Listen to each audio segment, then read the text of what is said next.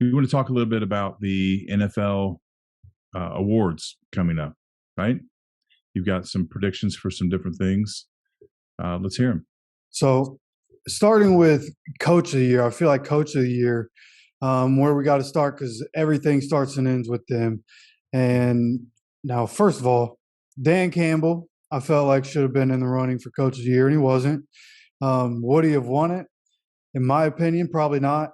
But I think Dan Campbell deserved to be in the running with what he did for the Lions, almost getting them to the playoffs. They had a winning season. Like, he deserves some kind of recognition, even if just being a nominee was it. But at the end of the day, I feel like what Nick Sirianni did in the way not only the Eagles had the best record in the NFL, it's only his second season as an NFL head coach, as young as he is. Last year, they barely got into the playoffs with Jalen Hurts. And this year, they come out and just dominate everybody. They're in the playoffs, dominating everybody they play. I think the unanimous choice in this scenario, in my opinion, would be Nick Sirianni. So, aside from the fact that I personally, for some reason, the guy's rubbing me the wrong way. Several things he's said and done. I really can't disagree with that too much. I First, I want to touch on Dan Campbell. I agree with you about Dan Campbell should have been in the running. I think Brian Daboll deserves to be in this conversation as well. But it's really hard to argue with Nick Sirianni, especially the big jump like you talked about. And I don't want to piss on his parade a little bit. It'll be interesting to see what they're like next year. Right. And like the whole Sean McVay and the Rams thing. I'm really watching the Rams closely to see if if the stars aligned and he got a little bit lucky and if he can put it back together and come. That's what coaches like Tomlinson and Belichick and Andy Reid. Those guys are able to, when things start to come unravel, they're able to fix it, patch it back up, and put it back together. So we haven't seen enough of Sirianni to see if that's the case, if they're going to come out and stay strong, or if they fall off, if he's able to fix it back up. I don't want to put that on him yet because we're not there. We're talking about this year. And this year, what he's done, what the Philadelphia Eagles have done, is absolutely amazing. I don't want to piss Chiefs fans off. The Chiefs are certainly capable of winning the Super Bowl, but at this point, if I was going to put money down, I'd put it on the Philadelphia Eagles next week because they just look fucking ridiculous. It's just ridiculous. What they did to the Giants and the 49ers is ridiculous. And so I don't know. I can't argue with you. I'd have to agree at this point that Nick Sirianni would probably get my vote. Yeah, and for everybody watching, the 5 finalists for this are Brian Daboll, Sean McDermott, Doug Peterson, Kyle Shanahan, and Nick Sirianni. And and Peterson, all of these guys more than earn these nominations. I mean, they're all qualified candidates for this. But in the end, the Eagles they're getting it done. That's just what it is. They're getting it done, and they may dominate next week. I mean, the truth. Dude, I can't believe they put up as many points against the 49ers as they did. I don't know how many times I can say that. If the Chiefs might be in trouble they might be in a lot of trouble. And for their offense, if that's going to be the case, it's going to have to be a shootout. They're going to have to go touchdown for touchdown.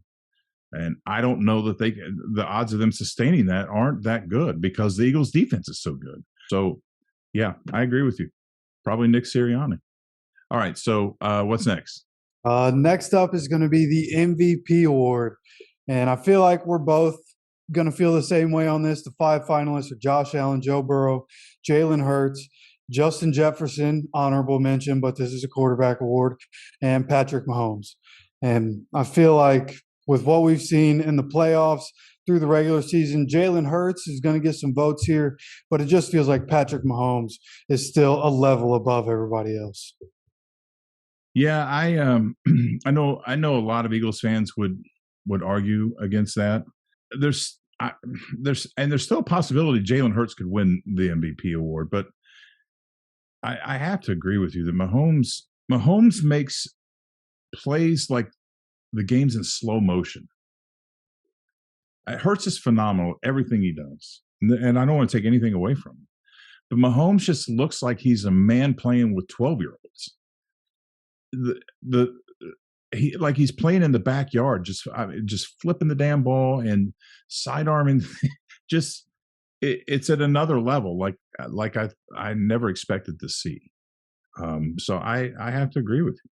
And then next up, we're going to do Defensive Player of the Year. Our three finalists for this one in 2023 is Nick Bosa, Chris Jones, and Micah Parsons. And this one truly could go either way. All three of these guys are incredible. Chris Jones, Nick Bosa, probably both had the best years of their career in 2023. And one of them going to the Super Bowl that might play a role into how people are voting for this at the end of the day. I think Micah Parsons, while you could argue that he deserves to be a nominee, I just don't think he has it when you look at what the other two did this season. I would go for Nick Bosa because he's just different. I think in 2023, there was like a collection of guys at the top, him, Von Miller, Chris Jones, you could put in that category, obviously, and the kind of game changer that he was. I think that is going to be Nick Bosa. But Chris Jones, like I said, had the best year of his career from the defensive tackle position, had 15 and a half sacks in the regular season, which is incredible. So again, I could see it going either way, but my vote would be for Nick Bosa this year. This is one that I don't know that I can really go one way or the other, because Nick Bosa is a freak. All three of these people are just freaks and fun to watch. And I like really busting the Cowboys fans' balls, but Micah Parsons is fun to watch. He just, no doubt about it. The only thing I would have to bring up is that, and you mentioned it, is the 15 and a half sacks at the tackle position. I just, that doesn't register with me. I don't know how that happens. And what that tells me is that the man is just manhandling whoever's blocking him. He's just throwing people around like Trent Williams and Kamal Wilson. Sorry, I had to get another one in there. So for that reason alone, I would go with Chris Jones. But that's just my personal opinion, and I'm not doing the voting. Yeah, and really what it could come down to is the fact that he had a bunch of sacks, just like Nick Bosa had a bunch of sacks. But Chris Jones, being at the defensive tackle position as dominant he was, he had a great year against the run too. Like he's not a one-trick pony. Like he's just amazing on every down and plays 3 downs. So that's why he had 30 solo tackles. Yeah, so he can do everything, which is why I wouldn't be surprised if he got it. But kind of like the MVP being a quarterback award, it feels like the only positions that are going to win Defensive Player of the Year, unless your name is Aaron Donald, is a cornerback or a defensive end. Yeah, that sounds about right. Which again, but that might be why Chris Jones does win it, because we very rarely have this conversation about defensive tackles, and that's and he had a Aaron Donald-like season. Absolutely. All right, so going up against the Offensive Player of the Year, I think this year our nominees this year are Tyreek Hill, Jalen Hurts, Justin Jefferson, and Patrick Mahomes. And because the MVP is a quarterback award, I think they'll give it to a non-quarterback. They usually give it to a non-quarterback. Now, if they give the MVP to either Jalen Hurts or Patrick Mahomes, I could see a world where they give the Offensive Player of the Year to the other one. But basically, I'm trimming it down to Tyreek Hill and Justin Jefferson. And as good a year as Tyreek Hill had in his first year with the Dolphins, and I know you can speak more on that than I could, I can speak on the Justin Jefferson thing because he was my first overall pick in fantasy. He's the guy that I said was going to come in to this season and probably be the Offensive Player of the Year, and I'm going to stick by that. He had an incredible season. He almost got to the receiving yards record this year, and he's a different breed than everybody else we're seeing in the NFL this year, and even the Tyreek Hills of the world. Like Justin Jefferson can take over games. He had a couple of 200-yard games, a couple of 175-yard games. Like Justin Jefferson is a different breed. In my opinion, in 2023, he separated himself enough to win the Offensive Player of the Year award. That's really hard to argue with, because both Jefferson and Tyreek Hill did something remarkable. I mean, Tyreek Hill moved from one organization where everybody thought he was, everybody knows that Tyreek Hill is good, but they thought he was great because he was playing with Patrick Mahomes. And this is no disrespect to Patrick Mahomes because we just talked about how amazing he is in the MVP video. But Tyreek Hill went and made Tua better. Immediately made Tua better. Tyreek Hill had the year he had because his presence made Tua better. Kirk Cousins had the year he had because Justin Jefferson made Kirk Cousins better. And Kirk Cousins was pretty damn good to begin with. So it's remarkable what both of these receivers did for their respective programs to be in this conversation. I have a gut feeling it's going to be Justin Jefferson. I don't know that I could give you reasons why over Tyreek Hill, because I think Tyreek Hill just did an amazing job in Miami. But I agree with you. I have a gut feeling it's going to be Justin Jefferson. Yeah, yeah. Again, either way that goes, like whoever they pick, the 4 finalists are 4 of the guys that should be up there. So whichever way they lean on that, going to be okay with it. I'm a Justin Jefferson fan, so I think he deserves it, and we'll probably get it. But we'll see what happens. Then moving on to the offensive rookie of the year. Our 3 finalists are Brock Purdy, Kenneth Walker III from the Seahawks, and Garrett Wilson, the receiver from the Jets. And this one I feel like is almost a technicality going to go to Garrett Wilson because he played, all or the majority of the season. I think he might have missed a game or two, but played the majority of the season as a rookie, had over 1,000 yards as a wide receiver for the Jets, by the way. So I think everybody's been saying it's going to be Garrett Wilson. I'm on that same train, but a lot of people saying it could be Brock Purdy, and I could see a world where that would be because he's a quarterback, because he performed so well. But in my opinion, it's going to be Garrett Wilson. Maybe. You're probably right. But I'm going to tell you what Brock Purdy did this year was remarkable.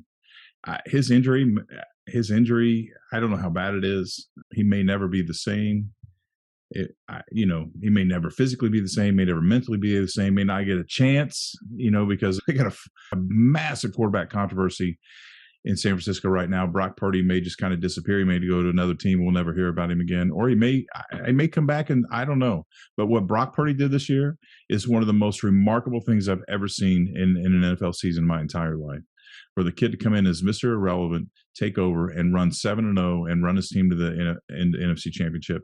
And I'm not stupid. I know that it's a system, right? Guys can step in. We've talked about that, but still, guys could have come in and stepped in that system and the whole thing up. And Brock Purdy didn't. He adjusted. He learned. He was hungry. He was smart. He was coachable. He was capable. And that 7-0 run is just one of the most remarkable things I've ever seen in the history of sports, period. And for that alone, I would vote for Brock Purdy. Yeah, if it wasn't for the team around Brock Purdy being so loaded, there would probably be more people thinking that he has a chance Agreed. at this. Agreed. And I'm well aware that's the case. But that's my point where we can't lean on that because there are a lot of guys that would have come in and fucked that up. Right? I mean, Sam Darnold wouldn't have won. Josh Johnson. You know what I mean? Can't even hold on to the ball when it's being snapped to him. Yeah, Carson Wentz would have went 7-0. Facts. So because he had everything he needed, but he used it like he was supposed to use it, and I'm really, really impressed. I'm impressed. I'm impressed with all the young quarterbacks right now. I mean, this weekend was just. God, it was so fun to watch. The torch has really been passed, but I don't remember the last time I remember being this dramatic was in the mid '80s with the phenomenal quarterback class of '83 when Jim Kelly and Dan Marino and all those guys came out, Kenny O'Brien and it just this was amazing. And to think that one there was another fifth one that wasn't there. With Josh Allen, Jalen Hurts, it's phenomenal, just absolutely phenomenal. With the passing of the torch and the new quarterbacks coming up, the NFL's got some exciting years ahead of it. Yeah, absolutely. We're about to be, and everybody thought the golden age for quarterbacks was the Peyton, Tom Brady, Ben Roethlisberger era, but the amount of great quarterbacks coming into the league right now is ridiculous. Yeah, they're raising the level of the game. That's what happened in the mid '80s when all those guys came in. It went from a run dominant league to a passing league, and then when then obviously Manning, particularly Manning, but Drew Brees and Roethlisberger and some of those guys, they kind of elevated that to another level. We're watching it elevate to another level right now. This game is going to change right before our eyes over the next couple of years. It's already happened. We're going to see. I can't imagine how many 500-yard offensive games we're going to have in the years to come. Yeah, yeah, especially the way they always change the rules to basically benefit the offense, make everything more exciting. Yeah, that's coming sooner rather than later. We may see them go the other way. I mean, these offenses are becoming so explosive with the Chiefs and the Eagles, just for example. And it's so hard to stop them. We saw the 49ers. I mean, you mentioned it last week. They may be one of the best defenses in the history of the league, and they couldn't stop the Eagles' offense. So if we start getting games, and we saw this with the NBA, we've seen it go in the early 80s. All the NBA scores were in the 120s, 130s. And then they tightened up the defense to bring the scores back down. And then, defense got ridiculous. And they were in the 90s, they were cross-facing guys and punching them in the face.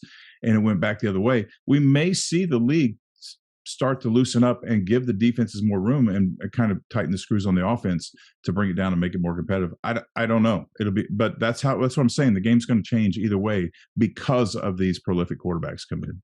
Yeah, some of the guys that are going to have to deal with all these prolific quarterbacks coming in for years and years to come are the defensive rookies that are up for the Defensive Rookie of the Year this year. And those are Sauce Gardner, the Jets cornerback, Aiden Hutchinson, Lions defensive end, and Tariq Woolen, Seahawks cornerback. And for me, I feel like this one's pretty set in stone. And this is going to be another rookie Jets player winning Rookie of the Year. I think Sauce Gardner, because what he did the entire season. Like, he stepped in as a number one corner and played incredible from start to finish. He didn't get got this year. Like, rookie corners at some point get got, and he didn't get got. I think he got scored on for the first time in a really long time, but not much. And he didn't give up much in terms of yards this season. And he played like a veteran cornerback. And Aiden Hutchinson, toward the last half of the season, if he had done that the entire season, I think he would have a real chance at this award. Tariq Woolen, if the entire season was the way he started the year for the first half of the season, then I think he would have a chance at this. But the way Sauce Gardner played for 17 games this year was incredible. And I think he has no competition for this award. Yeah, I don't even want to talk about the other two because I agree with you so much. And you mentioned it. Sauce Gardner has given up one touchdown in his college and professional career, and that was this year. One touchdown, which is insane. He played 3 years of college football and didn't allow a touchdown. It's ridiculous. And he had 20 pass breakups this year, and he gave up one touchdown, and I can't imagine how pissed off he was when he gave the one up. He probably was trying to go his whole career without giving one up. I agree with you. Sauce Gardner, there shouldn't be any other discussion, in my opinion. Yeah. Now, one that there is going to be discussion about this year is going to be Comeback Player of the Year. It's going to be the last one we review here. We have Saquon Barkley, Christian McCaffrey, Geno Smith. Boy. This should be a three-way tie. All right, I'm going to start with McCaffrey. All right, because he should be in the conversation. But he walked into a pretty good situation in San Francisco, right? McCaffrey is a stud. There's no two ways about it. He's an incredible player, top tier without a doubt. But he walked into a system that we've continually talk about that has let 3 quarterbacks in and went to the NFC Championship, 4 actually. There's just so much going on in San Francisco offense that even a good running back would have looked great. And a great running back is in this discussion that we're having now. Barkley didn't have that in New York. Now, New York was pretty good. They're putting things back together. Their offense is nowhere near the caliber of what the 49ers offense is. So I'd have to put him above McCaffrey for that reason. But Geno Smith didn't have dick to work with. Nothing. and it's a guy nobody expected to do anything. Geno Smith's the reason they got into the damn play. I mean, there were some other things that happened. You know, the Lions should have been in the playoffs.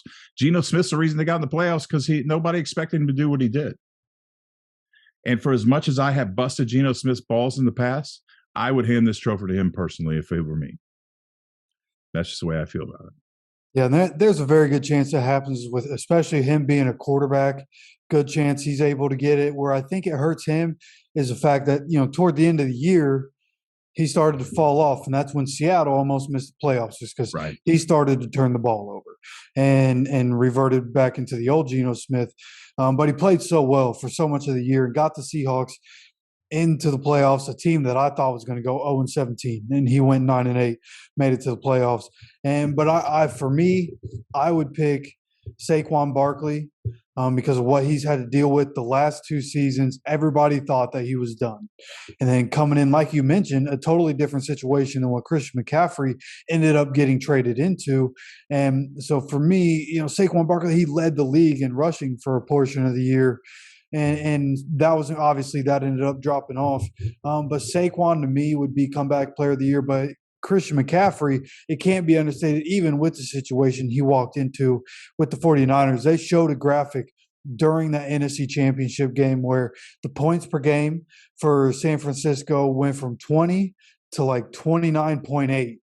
And which is incredible for a good offense, to bump up almost 10 points because of one player walking in. And obviously, after McCaffrey gets traded there, Brock Purdy ends up coming in. That has some factor into that too. But he was trying to carry that team on his back last night in that NFC Championship game, scored the only touchdown for the 49ers. So I think there's a lot for Christian McCaffrey to look at and say, I should have been. And I could see, there was one year where even the MVP award, they split the MVP award between Peyton Manning and Steve McNair. And that's one of the most important awards. So I could see this being a split award between two of these guys, maybe even 3 of these guys. There's definitely precedent for it, but my pick for it would be Saquon Barkley. Yeah, and I want to be clear. I don't expect Geno Smith to win this award.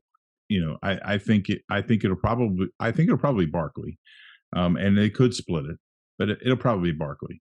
But so I was just giving my opinion. I wasn't giving a prediction. I was giving more of an opinion of just what I saw.